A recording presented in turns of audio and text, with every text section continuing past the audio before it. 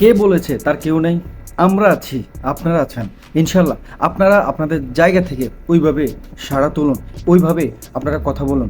আসসালামু আলাইকুম রহমতুল্লাহ। দর্শক, এই যে আপনারা বিগত সময় ধরে দেখেছেন যে শিক্ষা জাতির মেরুদণ্ড, তাহলে এই শিক্ষা জাতির মেরুদণ্ডটাকে কারা ব্যবহার করছে আর কারা অপব্যবহার করছে? কি অপরাধ ছিল সেই তোফাজ্জল ভাইটির?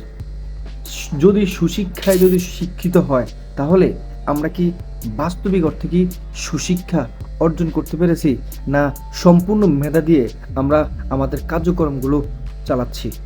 আজকের এই ভিডিও জুড়ে আপনাদের সঙ্গে বিস্তারিত আলোচনা করব। তার আগে বলে রাখছি, এই যে আজকের এই ভিডিওটি আমি জাস্ট একটা পয়েন্ট আকারে আপনাদের সবাইকে বোঝাতে চাচ্ছি, সেটা হচ্ছে যে এই ভিডিওটি তাদের জন্য সবথেকে বেশি গুরুত্বপূর্ণ যাদের বাবা মা এখনো বেঁচে আছে। এই যে সমস্ত সন্তানরা আজকে পরপর একের পর এক গ্রেপ্তার হচ্ছে, যারা তোফাজ্জল হোসেনকে দুনিয়ার মায়া ত্যাগ করে পাঠিয়ে দিয়েছেন, তারা এক এক করে গ্রেপ্তার হচ্ছে।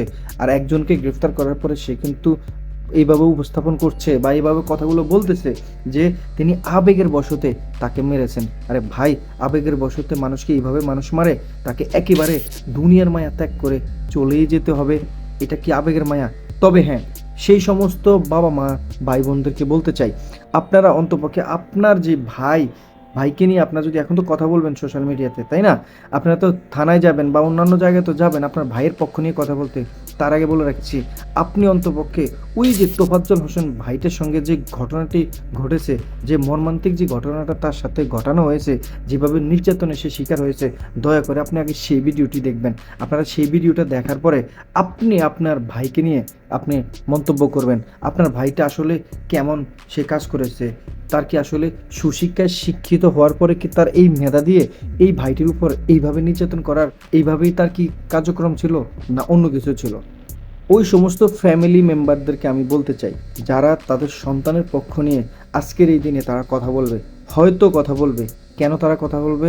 কারণ তার সন্তান হয়তো এখন বলবে যে সে অপরাধ করেনি, দু চারটা লাঠির বাড়ি দিছে, এটাই তার অপরাধ। আর বাকি যারা করেছে, তারা বাকি তো আরও অনেকেই আছে, তারাও তো মেরেছে, তারাও তো অপরাধ করেছে, শুধুমাত্র তার সন্তান কেন অপরাধী হবে? এইভাবে দেখবেন কিছু সংখ্যক পরিবারের মানুষজন এইভাবে তারা এগিয়ে আসবে। তাদেরকে শুধু একটা মেসেজ দিতে চাই, আপনারা দয়া করে এই যে আপনার সন্তানের পক্ষ নিয়ে কিংবা আপনার ভাইয়ের পক্ষ নিয়ে যে আপনার যে কথা বলবেন, তার আগে আপনি তোফাজ্জল হোসেনের সে ভাইটির ভিডিওটি দেখে আসবেন। তার সাথে কীভাবে নির্মমভাবে তা কে বলেছে তার কেউ নেই? আমরা আছি, আপনারা আছেন। ইনশাল্লাহ আপনারা আপনাদের জায়গা থেকে ওইভাবে সাড়া তুলুন, ওইভাবে আপনারা কথা বলুন।